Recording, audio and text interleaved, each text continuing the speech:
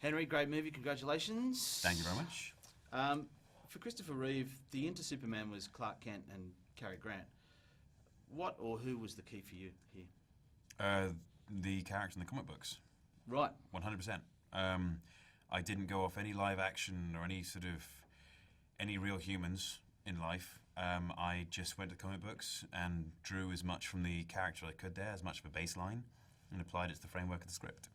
So what sort of attributes were you bringing to it from the comic book specifically?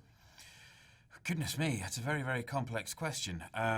It really is. We have 6 minutes. I'm not joking. Yeah, we have 6 minutes, which is now going to be completely taken up. Death of Superman is the first of my favorite comic books, and in that you get to see what the character is willing to do and willing to sacrifice as far as the greater good is concerned, and to protect those that he cares about and the human race. Then we see in The Return of Superman the various ways that the character is perceived by the outside world. And all of these characters who are the faux Supermen, or Supermans,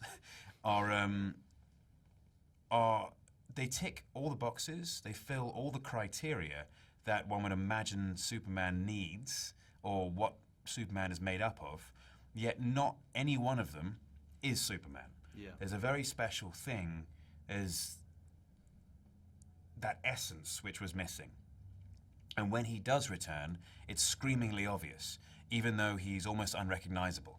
And from that is what I drew those different things, the perception mankind has of this character, whether it be feared, hailed, respected, whatever the case, and then finally this figure coming back and wanting none of these things, but still being dominant somehow. And then in Red Sun, we see him being raised in the Soviet Union, right, which is the polar opposite of the place that he's raised. And then you realize that although people say, oh, he's the American superhero, you put him in the Soviet Union, and it just proves the point that it strips away any nationality from the character. And it actually makes him a universal hero who's trying to do the right thing at all times. Yes, good is good. Yeah, right. And then we get Superman, Batman, The Search for Kryptonite.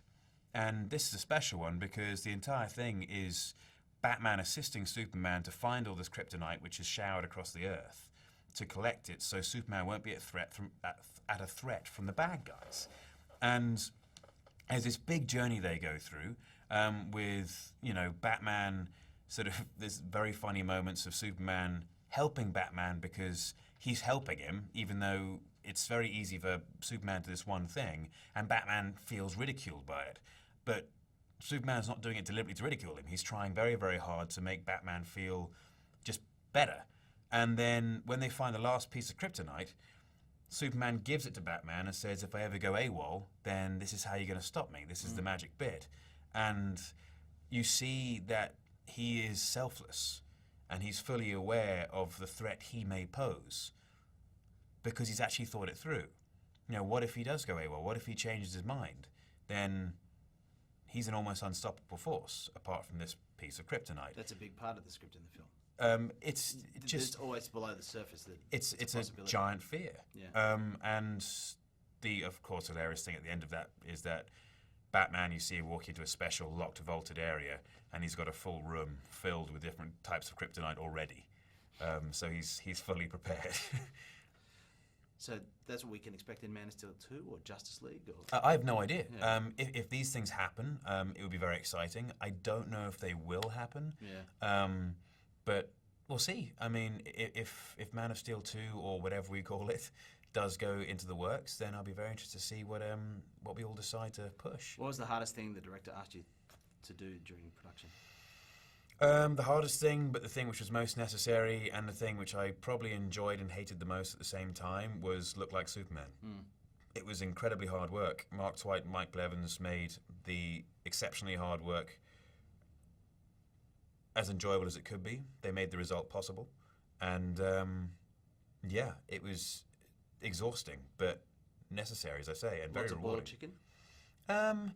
Not necessarily boiled chicken. I think there was, but they tried to keep the meal service as interesting as possible and kept on switching it up. They were fully aware of my psychological state, and so they took very, very good care of me and made sure that I was able to do the work as well as the training. Yeah, right. Did you develop a shorthand with Zach? Yeah. I mean, you do with every director, really. I mean, it just takes a look, and he's like, and then you say, okay, I'll do it again. Or, you just say, may I? And he goes, yeah. I go, yeah, thank goodness, thank you. And you both realise where you put your foot wrong. Yeah. And so, yeah, I guess you kind of do. And there's a great sort of camaraderie and way of communication on that set. Everyone either knew each other previously or enjoyed working on the set so much that it became fun and family-like. Yeah, sure. There's a Facebook group in Australia called Henry Cavill's Cougars. Have they been in touch? They haven't, no. No, really, no. Any words for the ladies? Thank you for your support. Nice work. Thanks, Henry. Thank you. Cheers, mate. Take care.